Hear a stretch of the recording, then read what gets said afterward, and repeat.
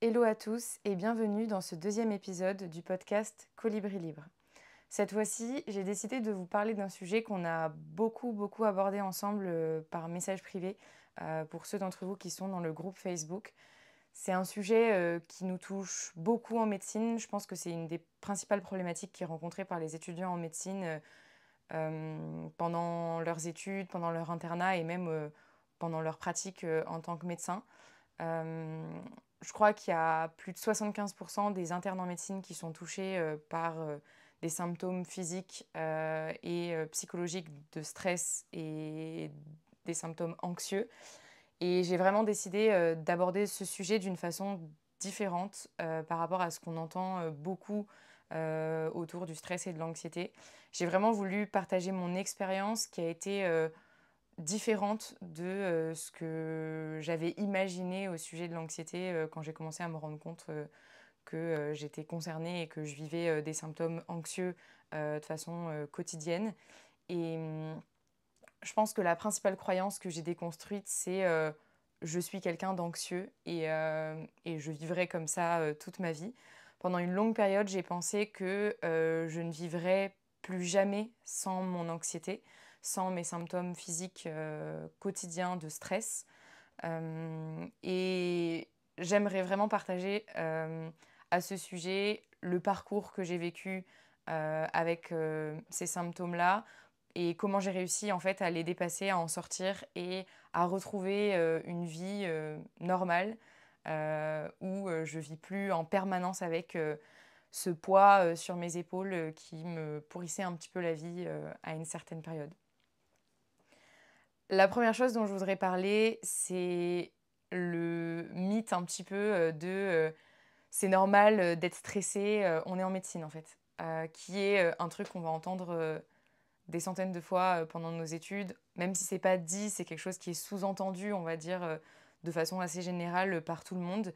En fait, c'est normal d'être stressé, c'est normal d'avoir des symptômes de stress, etc. C'est vraiment quelque chose qui va être normalisé et banalisé pendant nos études comme, ben, en fait, c'est le lot de l'étudiant en médecine. C'est normal ce que tu vis et c'est OK, en fait, on ne peut pas faire autrement. Je pense que cette première croyance et cette première façon de penser, c'est vraiment ça qui crée et qui génère les symptômes plus importants qu'on peut ressentir après plusieurs années d'exposition au stress pendant nos études. Et cet état d'esprit global de l'étudiant en médecine comme bah, en fait tout ce qu'on ressent, que ce soit les symptômes dépressifs, les symptômes anxieux, même les TOC ou les choses comme ça qu'on peut développer pendant nos études, en fait c'est un peu normal parce qu'on est en médecine en fait. Et tout ça est banalisé et rentre dans l'archétype de l'étudiant en médecine. Et ça fait qu'on n'est pas alerté quand on ressent ces symptômes et qu'à aucun moment on va penser qu'il faut faire quelque chose pour faire changer notre état et que c'est pas normal de se sentir comme ça et qu'en fait une vie où on se sent comme ça c'est pas ok en fait, c'est pas une vie en fait de vivre avec du stress en permanence, c'est pas du tout ok et c'est même toxique et nocif sur le long terme. Donc je pense qu'il y a vraiment cette problématique voilà, de cet état d'esprit de ce qui me tue pas me rend plus fort. C'est ça qui va forger ta capacité à devenir étudiant en médecine, en fait, si tu es capable de supporter le stress, supporter la pression, supporter la compétition. Et en fait, toutes ces choses-là qui font partie du parcours initiatique de l'étudiant en médecine et qui, selon moi, sont pas vraiment censées et je pense qu'on peut faire de très bons soignants sans vivre cette exposition à de multiples facteurs de stress qui, pour moi, sont complètement nocifs et qui ne permettent pas de se développer correctement en tant que jeune adulte et qui ne permettent pas donc de créer des soignants épanouis et disponibles pour leurs patients. Donc ce truc de ce qui me tue pas me le rend plus fort, bah en fait j'ai envie de dire ou pas parce que moi j'ai vraiment l'impression que mon stress et mon anxiété, c'est devenu ma plus grosse faiblesse et le talon d'Achille, quoi. C'est vraiment ce qui m'a mis des bâtons dans les roues et qui m'a empêché d'aller au bout de mes études à un moment donné, quand je me suis retrouvée justement à vivre tellement de symptômes physiques de stress que j'étais paralysée et je pouvais plus rien faire. Et j'ai vécu notamment des crises d'angoisse pendant... je pense que ma première crise d'angoisse a dû avoir lieu en PACES. Au début, elles n'étaient pas très rapprochées, ça arrivait de temps en temps, c'était vraiment occasionnel. Et à partir de la D3, donc 5e année de médecine et 6e année de médecine, j'ai vraiment commencé à avoir régulièrement des crises d'angoisse, donc des attaques de panique, euh, où globalement, j'étais plus capable de gérer le niveau de stress que je ressentais dans mon corps et ça devenait ingérable pour moi et j'explosais en fait. Et vraiment, j'extériorisais tout le stress et toutes les émotions que j'avais accumulées et que j'avais pas exprimées parce que c'est normal de se sentir comme ça et donc bah, on n'en parle pas en fait. Enfin, on reste dans notre mécanisme de bah, en fait je suis en médecine, c'est normal que je me sente comme ça.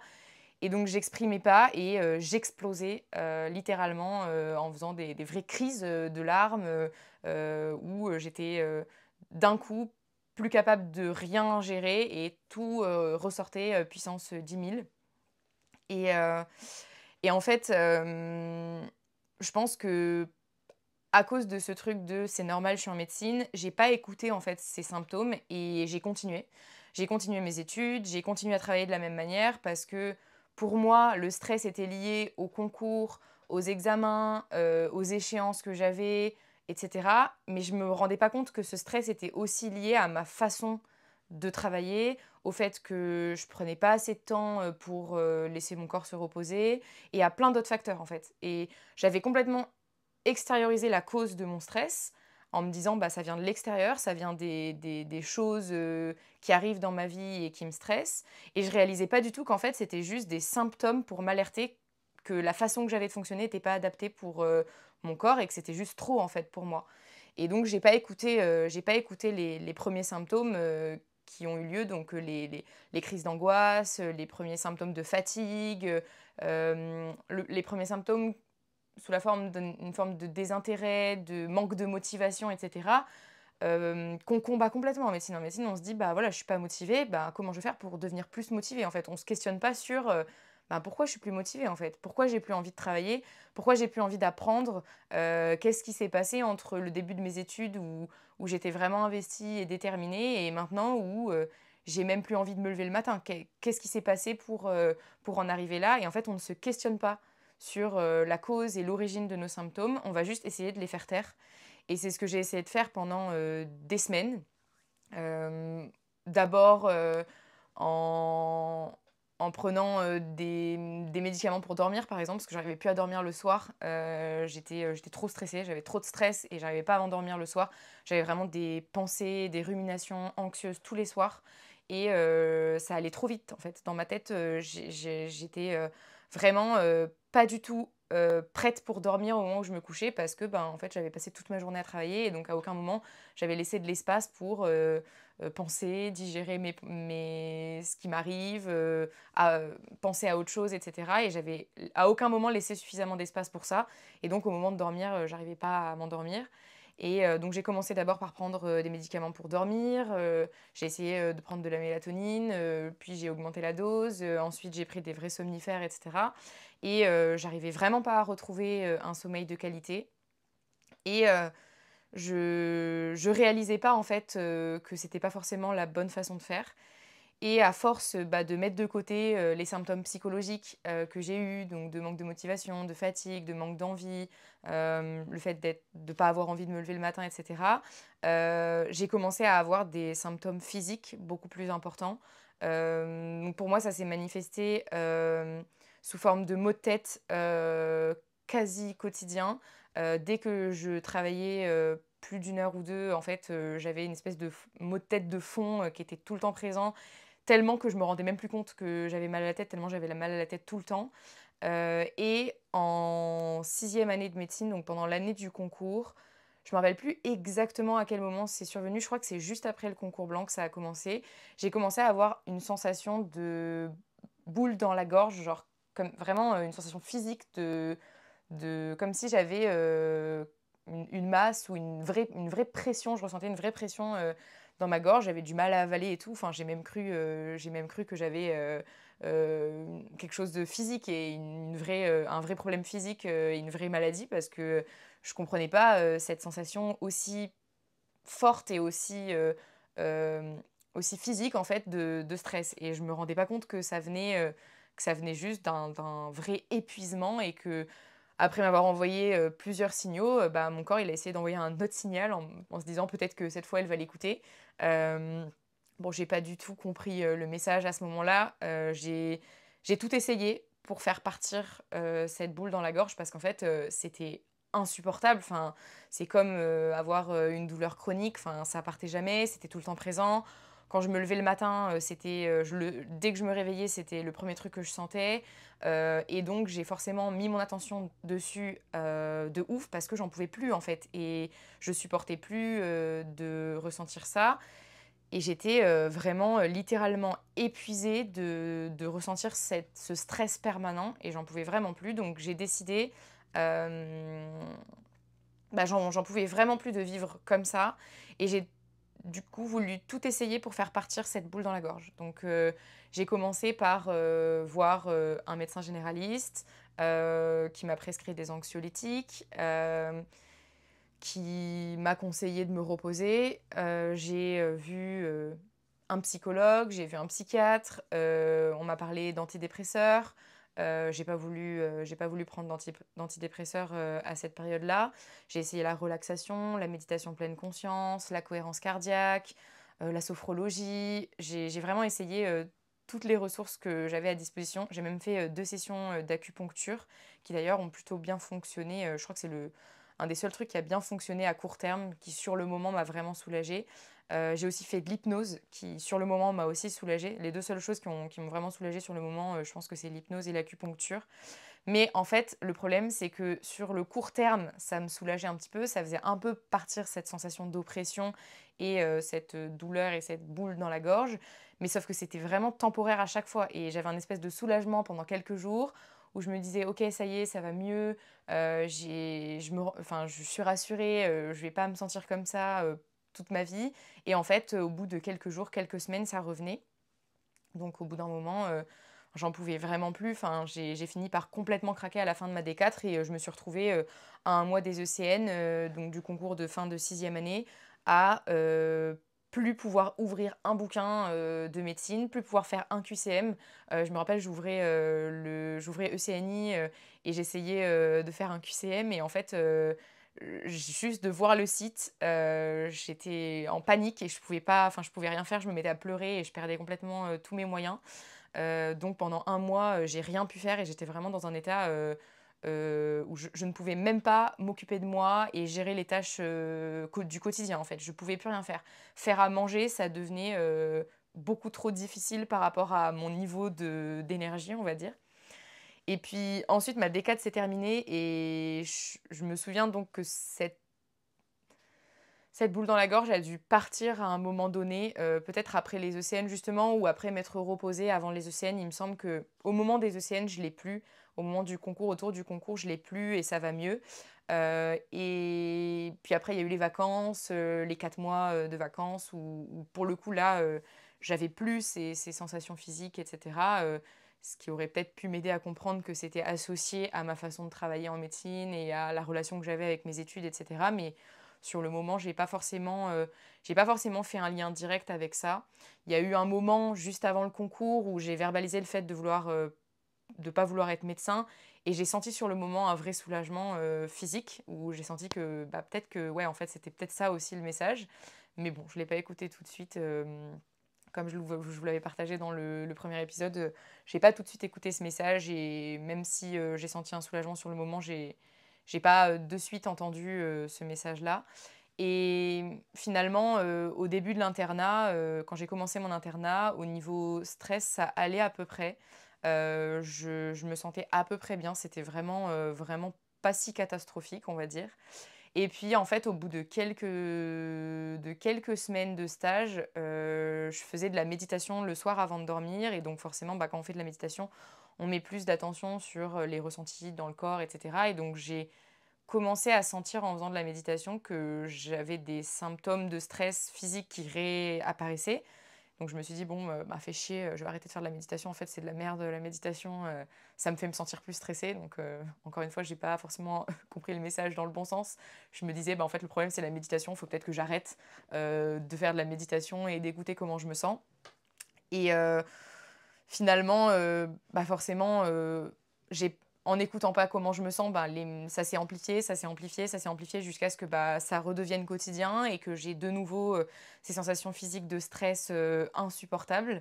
Et à ce moment-là, j'ai donc vu un psychiatre, à cette période-là qui m'a fait un merveilleux cadeau et m'a posé le diagnostic de trouble anxieux généralisé. Parce que, bah, justement, j'expliquais que, tout dans mon quotidien était devenu une source de stress. Je me prenais la tête avec mon copain pour tout et pour rien. Faire les courses, c'était stressant. Faire à manger, c'était stressant.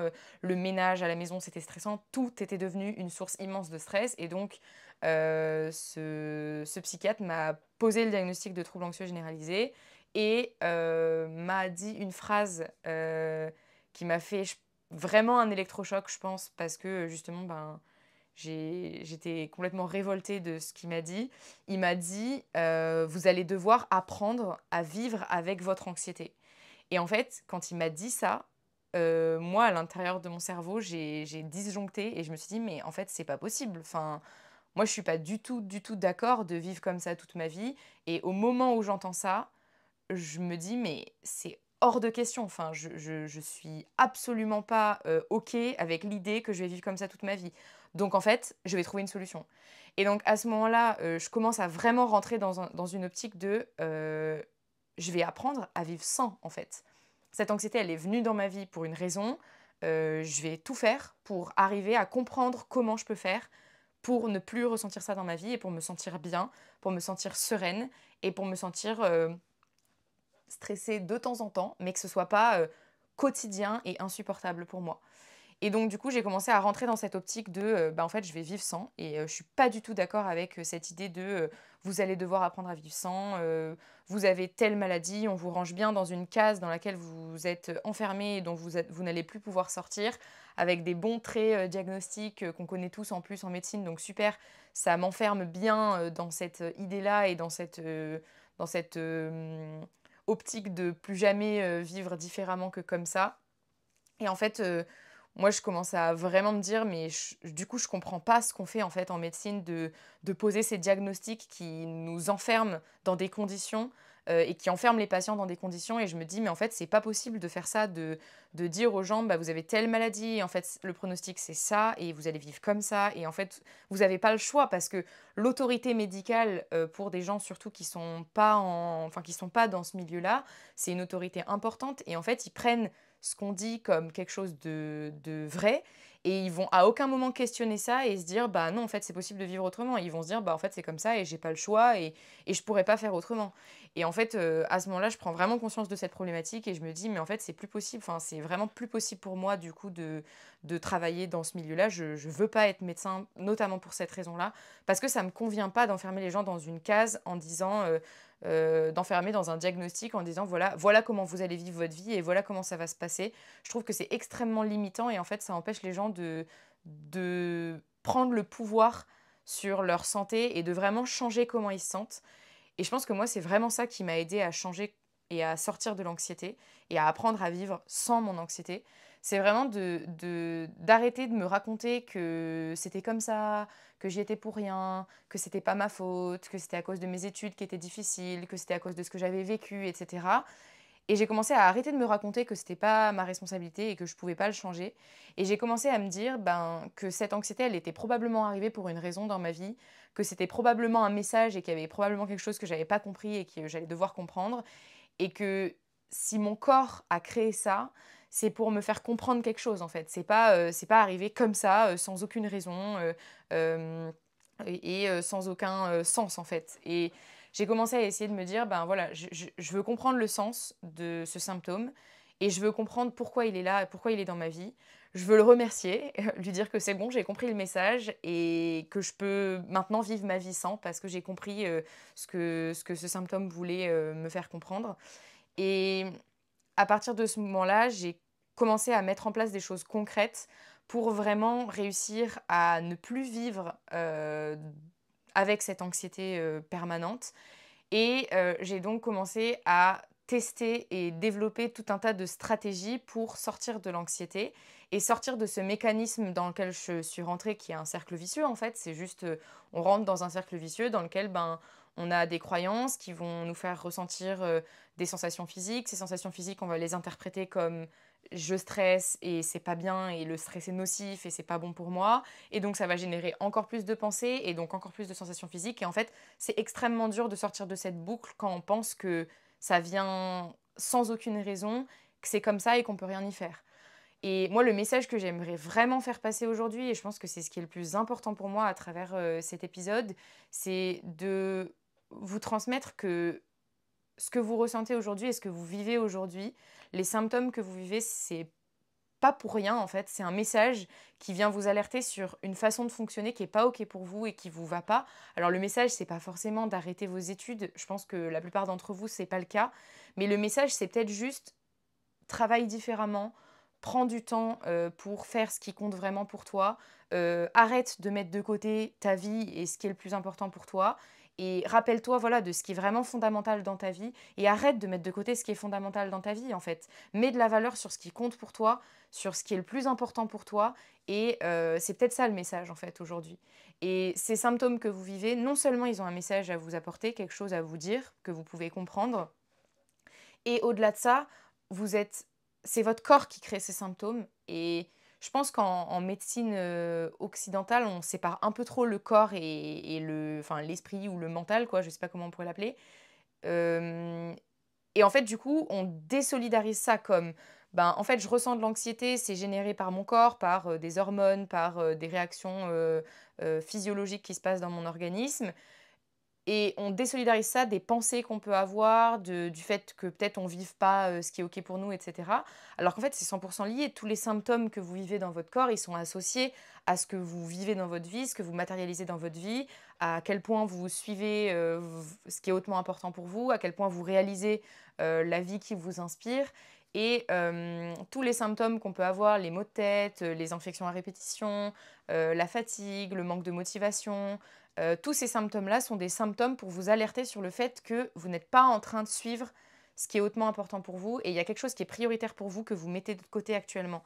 Et je pense vraiment que ça a du sens de remettre de l'attention là-dessus et de comprendre que comme ces symptômes, c'est nous-mêmes qui les avons créés, ils sont pas contre nous en fait. Ils sont là pour nous apporter un message, et au-delà de ça, on a l'entière responsabilité pour pouvoir les faire partir en fait et pour pouvoir réussir à vivre sans, une fois qu'on aura compris le message et mis en place ce qu'il faut pour apporter à notre corps et à notre, à nous ce dont on a besoin.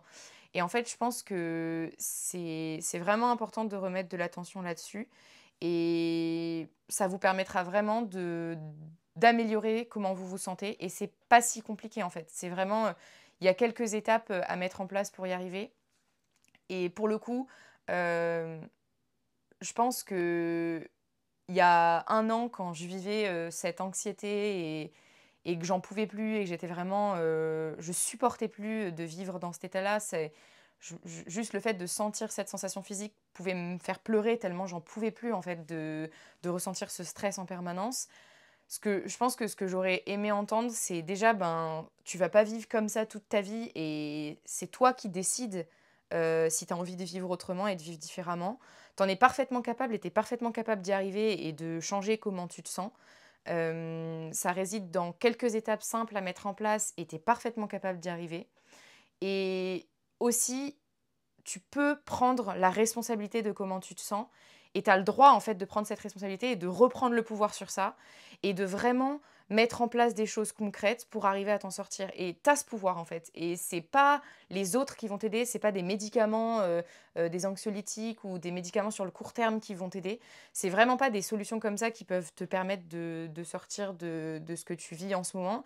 Il y a vraiment que toi qui peux réussir à t'en sortir, et tu en es parfaitement capable en fait, parce que moi j'avais vraiment cette impression d'impuissance et de: «Je peux pas y arriver en fait, j'y arrive pas et j'essaye et j'y arrive pas et j'essaye et j'y arrive pas». Et en fait, il y a une question qu'on m'a posée un jour et qui m'a vraiment, vraiment aidée, et j'aimerais vous la partager pour que vous puissiez vous la poser avec le plus de sincérité possible, le plus souvent possible quand vous ressentez des choses comme ça dans votre vie. Cette question, c'est: est-ce que je suis en train de faire le maximum que je peux aujourd'hui pour améliorer comment je me sens? Et en fait, cette question, si vous vous la posez avec vraiment beaucoup de sincérité et d'honnêteté, vous réaliserez que vous faites jamais le maximum en fait. Il y a toujours un truc en plus que vous pouvez faire.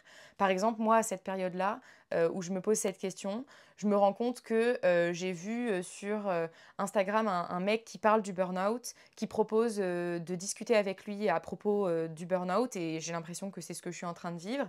Et j'ai vu son compte depuis plusieurs semaines et j'ai pas pris le rendez-vous. Et en fait, je me dis, ben, au moment où on me pose cette question, je regarde avec sincérité et ça me fait mal en fait de me poser la question sincèrement et de me rendre compte que ben en fait non, je me positionne dans une posture de victime et en fait non, j'ai pas fait exactement tout ce que je pouvais faire. Il y a des trucs que j'ai en tête que j'ai pas essayé parce que j'y crois pas et parce que je refuse de croire que ça va marcher. Et en fait à ce moment-là, je m'autorise à y croire, je m'autorise au fait à avoir le pouvoir entre mes mains et c'est inconfortable mais ça me permet de prendre mon téléphone, de prendre rendez-vous.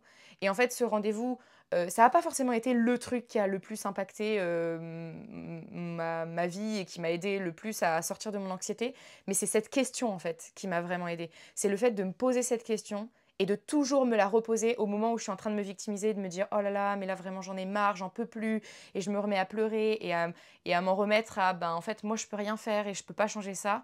À chaque fois je me repose cette question et je me dis ok Elena, est-ce que tu es vraiment en train de faire le maximum? Est-ce que tu es vraiment en train de faire tout ce que tu peux pour changer comment tu te sens?